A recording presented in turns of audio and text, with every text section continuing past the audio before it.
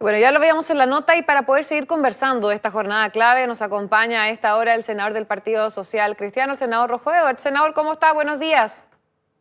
Buenos días, muchas gracias por la invitación, Florencia, y un saludo a todos tus televidentes. Y bueno, oiga, senador, si viene un tremendo día, creo yo, para la reforma de las pensiones, ¿cómo están las expectativas para la votación de hoy en el Senado? Bueno, hoy día vamos a comenzar la sesión a las 3 de la tarde y es probable que se termine la votación. Ahora, los que no estamos de acuerdo con esta reforma porque consideramos que al final es un gran impuestazo a la clase media que tiene que finalmente pagar por cosas que debiese pagar el Estado, no estamos tan contentos, pero eso es lo que va a ocurrir. Ahora, lo que sí me llama mucho la atención, Florencia, es que hay cosas que en el Senado no pasan tan seguido, pero en este caso están pasando. Y es que los senadores todavía no tenemos el informe de la segunda comisión, que es la comisión revisora, pero las materias más importantes la comisión de Hacienda. Entonces, eso asegura que la gran mayoría de los senadores va a votar sin ni siquiera tener idea lo que están votando porque ni siquiera tienen el informe. Efectivamente, el día de ayer, a última hora, domingo en la noche, se entregó el comparado, o sea, las diferencias de ley versus ley, digamos. Pero yo creo que se está haciendo una tramitación muy poco responsable. Senador, pero ¿cómo no le ha llegado el informe con las indicaciones? ¿Usted no lo ha podido ver? No hay informe todavía de la Comisión de Hacienda. Lo que Ah, hay es ya. complicado. El punto es que a las 3 de la tarde vamos a tener que votar y las indicaciones, o sea, las votaciones separadas, se entregan antes de las 5. O sea, la verdad es que los senadores no vamos a tener tiempo ni para leer ni para poder saber exactamente qué es lo que estamos votando. Pero más allá de eso, el problema de esto, Florencia, es que al final la clase media, los que ganan menos que el tope imponible, van a pagar un porcentaje de su sueldo muy alto, de hecho mucho más alto que lo que van a pagar los que ganan más del tope imponible, o sea, los que ganan más en general, para pagar cosas que debió haber pagado el Estado. Y muchos creemos que ese préstamo simplemente no se va a devolver. O sea, en 20 o 30 años más el gobierno va a tener una deuda gigantesca, de hecho, entre el 10 y el 15% del PIB adicional a lo que ya tenemos y adicional a las deudas de las empresas del Estado, y simplemente no lo va a pagar. O sea, tenemos muchas dudas respecto a que estos dineros finalmente se devuelvan y se hace a un costo del Estado que va a dejar completamente endeudado a las actuales generaciones que van a tener que pagar intereses de la deuda y por lo tanto no van a tener el mismo acceso a prestaciones sociales como la hemos tenido esta generación, simplemente porque van a estar pagando deuda que no le corresponde estar pagando. Entonces, tenemos esas preocupaciones, además de otras preocupaciones, algunas se arreglaron. Yo ni siquiera sé qué pasó con las cortapisas que se les ponían a las pymes, porque ni siquiera he podido ver el informe, digamos. Pero también sé que hay otras materias que son muy complicadas, por ejemplo, que de ahora en adelante de manera exógena, o sea, fuera del sistema, se va a obligar a las AFP o a quienes administran las platas a ciertas inversiones decididas desde afuera. Eso puede terminar siendo un caldo de corrupción muy grande y de ejercicio de fuerza política que no le conviene, digamos, a los pensionados para efectos de maximizar la rentabilidad de su fondo y tener mejores pensiones. Mm. En ese sentido, senador, usted menciona, volviendo al tema del préstamo, usted me había Sí. mencionado que o que esta reforma es de la regresividad más escandalosa porque estaría obligando entonces a la clase media a pagar por todo y esa es la esencia del desacuerdo. Si no es esa forma, esa fórmula del préstamo, ¿cómo considera usted que debería tratarse ese punto? Mire, para empezar, qué bueno que me lo pregunta. Una persona que gana 1 millón de pesos, por ejemplo, o 2 o 3 millones de pesos mensuales, va a pagar el 1,5% de su sueldo para este fondo. Pero si usted gana 10 millones de pesos, 15 millones de pesos o 20 millones de pesos mensuales, va a pagar el 0,3, 0,4, 0,5% de su sueldo, más o menos, una proporción. ¿Y por qué? Porque cuando los que ganan más que el tope imponible. O sea, esta reforma le cobra más a los trabajadores de clase media que lo que le cobra a los que más tienen. Eso ya es la primera fuente de injusticia tremenda. Si usted financia esto con impuestos generales, los que tienen más pagan por el impuesto a la renta y el global complementario o de segunda categoría pagan un porcentaje mucho más alto, del 40%, y el que gana menos paga un porcentaje mucho más bajo. Entonces, a esto es una regresividad total. Pero además, usted le va a pasar al Estado un fondo gigantesco del 10 o el 15% del PIB, 30 o 45 billones de dólares. ¿Ya alguien cree que el Estado, si hoy día ya no tiene recursos, en 20 años más va a tener recursos para devolver esa cantidad, esa ingente cantidad de recursos? Lo que va a ocurrir, de todas maneras, es que no se van a devolver. Y este sistema se va a ampliar hasta que el sistema, el Estado, entre comillas, quiebre. ¿Y por qué? O se endeude mucho. Porque Chile, cada vez vivimos más y tenemos más hijos. Entonces, la población está envejeciendo y estamos introduciendo un sistema de reparto que es exactamente lo que no conviene para efectos de la sustentabilidad financiera. Entonces, claro, se mejoran las pensiones hoy día. Ese objetivo nosotros estamos de acuerdo, pero tenía que hacerse a través de impuestos generales y a través de reducción de los costos y de la grasa del Estado. Fíjese que el propio gobierno admite que hay 10 billones de dólares que hoy día se están mal utilizando a través de programas sociales que no le están llegando a la gente. Bueno, podríamos partir por ahí, partir por esos recursos para mejorar las pensiones y no partir por pedirle a la clase media. Yo, de verdad, Florencia, no entiendo por qué se instala un sistema tan regresivo y más encima que tiene problemas de sustentabilidad en el tiempo porque la población nuestra está envejeciendo. Sí, claro. Ahora, el día de mañana se espera también, senador, que pase esto en el caso de que se despacha, sea hasta total despacho, a la Cámara de Diputados. ¿Ahí podría tener alguna modificación o ya es...? No, es muy difícil. Ya. A ver, lo que está pasando acá es que cuando el acuerdo es malo, lo que ha pasado es que a medida que la gente se ha informado más de lo que se hizo, su apoyo ha ido bajando. De hecho, en la oposición al menos, la gran mayoría de las personas de oposición ya están contra de este acuerdo porque entiende que es un reparto camuflado y que va a dejar al país endeudado y que es regresivo, donde la clase media paga más y los que tienen más pagan menos. Entonces, están apurando la tramitación. Como la están apurando la tramitación, es probable que se le llegue una especie de orden a todos los diputados que están en el acuerdo de asegurarse que no haya ningún cambio, de esa manera no haya un tercer trámite o una comisión mixta y termine siendo aprobado en el trámite que se haga en la Cámara de Diputados el martes o el miércoles.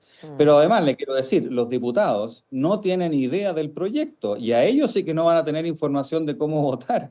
Si es este acuerdo al menos se ha tramitado por los senadores de la Comisión de Trabajo y la Comisión de Hacienda, que son en total 9 de los 50, o 10, ahí habría que ver si que se repitió uno que está, pero 10 de los 50, o sea, el 80% de los senadores va a llegar hoy día a votar sin leer nada. En la Cámara de Diputados no ha llegado y van a tener en total, ni siquiera los diputados de esas comisiones van a haber tenido tiempo para digerir esto.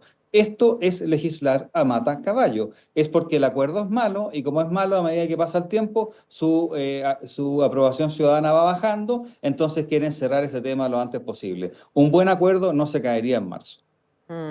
Bueno, de hecho, ya que usted menciona ese mismo concepto, el mata-caballo, de que la reforma se está pensionando, o sea, la reforma de pensiones se está legislando a mata-caballo, el propio ministro de Hacienda lo salió a refutar un poco, dijo que a mata-caballo no era porque por lo menos se llevan ya todo el fin de semana, es decir, llevan otros 9 meses también en discusión en las distintas comisiones, que así como a la tonta de las locas no era esta reforma o esta discusión. No, imagínense, esto tiene un comparado, o sea, un set de votación de 700 páginas. Pero el acuerdo se llegó el 15 o algo así, como 17 de enero, algo así. Eso es lo que tú tienes que evaluar. No porque tú lleves 10 años hablando de una posible reforma de pensiones, has podido evaluar esta reforma específica que se está presentando. Yo sé que lleva mucho tiempo la reforma de pensiones en la Comisión de Trabajo y los senadores de la Comisión de Trabajo hicieron una buena labor, estuvieron siempre pendientes, se hizo trabajo. Yo no tengo una crítica a los senadores de la Comisión de Trabajo, hicieron su pega. Pero el acuerdo en sí, lo que se tiene que evaluar, lo conocemos hace 2 semanas y va a endeudar al fisco a niveles nunca antes vistos. Este es el proyecto más caro que me ha tocado ver, creo yo que en mis 12 años que he estado en el Parlamento. Es el más caro por lejos. ¿Y cuánto tiempo tuvimos para evaluarlo? El proyecto en específico, ¿cuánto?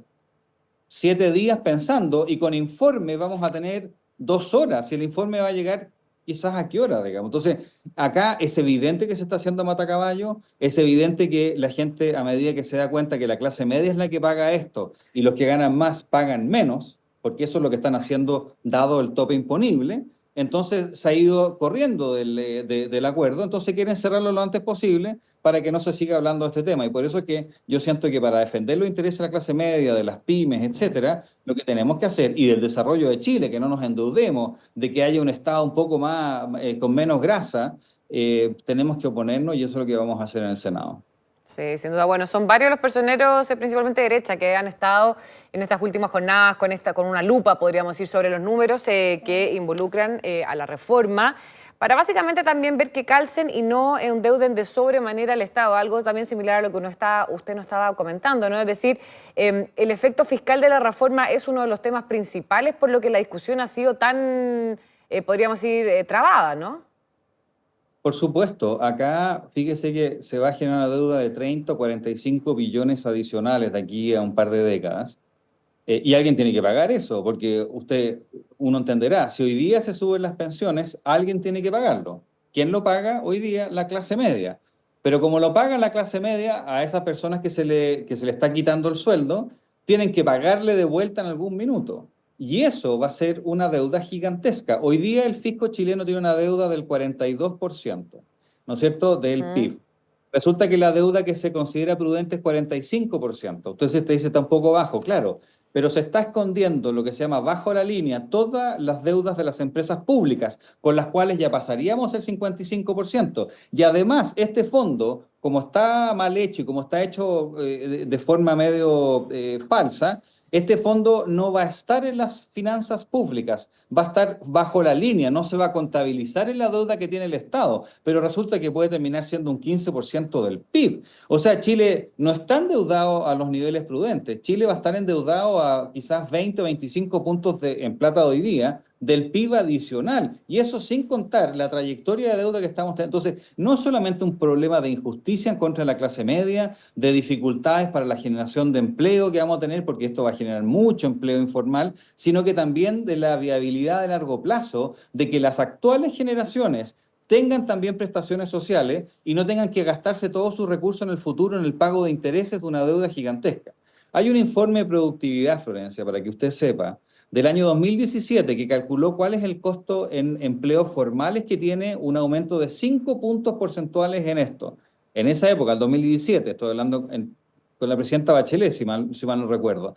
Bueno, en ese minuto se decía que eso podía terminar destruyendo 600.000 empleos formales, de los 5 millones y fracción que hoy día empleos formales que hay hoy día. O sea, estamos hablando de consecuencias muy grandes. Y Chile lleva 12 años sin crecer, la inversión se ha desplomado, los salarios reales de los chilenos no han aumentado, y con la forma en que se está haciendo esta reforma, lo que va a ocurrir es que por una década más no van a haber aumentos en los salarios reales, porque va a tener que ir ajustándose por este aumento de cotización, pero que además va a un fondo de reparto. En vez de hacer lo que hay que hacer, que es financiarlo con impuestos generales, en base a rebajar la grasa del Estado, que el propio gobierno ha dicho que es más de 10 billones de dólares en proyectos, perdón, en programas sociales que no están llegando a la gente y que los ha identificado la DIPRES de este gobierno. Entonces, no es un buen acuerdo. Y además le digo, hay otras cosas, por ejemplo, se disminuye, esto es un poco técnico, pero se disminuye el encaje. Las AFP, cuando invierten las platas para los afiliados, también tienen que invertir platas propias. Con eso nos aseguramos que las AFP no inviertan en cualquier cosa, porque están también invirtiendo su propia plata. Bueno, ese encaje se disminuye en un 80%, o sea, la alineación de los intereses del inversor con el pensionado se reduce en su potencia muy fuertemente, y yo francamente yo creo que eso había que analizarlo un poco más. Y hay muchas otras materias de esa naturaleza que quedaron ahí, y como nadie tuvo tiempo para discutirlas, porque esto, por ejemplo, del encaje lo están viendo ahora, efectivamente, pero bueno, quedaron ahí y nadie va a poder analizarla, y los diputados y senadores no van a tener idea de lo que están votando en un 80% de las votaciones, y en el caso del Senado, un 80% de los senadores probablemente no va a saber lo que está votando. Bien, senador Rojo Edwards, muchas gracias por esta interesante conversación. Que esté muy bien y suerte hoy día a las 3 de la tarde. Que sea lo mejor. Gracias, Florencia. Bueno, y esperemos, usted sabe, esperemos que sea lo mejor para Chile lo que pase durante esta semana. Gracias por la invitación. Sin duda. Chao, que esté bien. Adiós.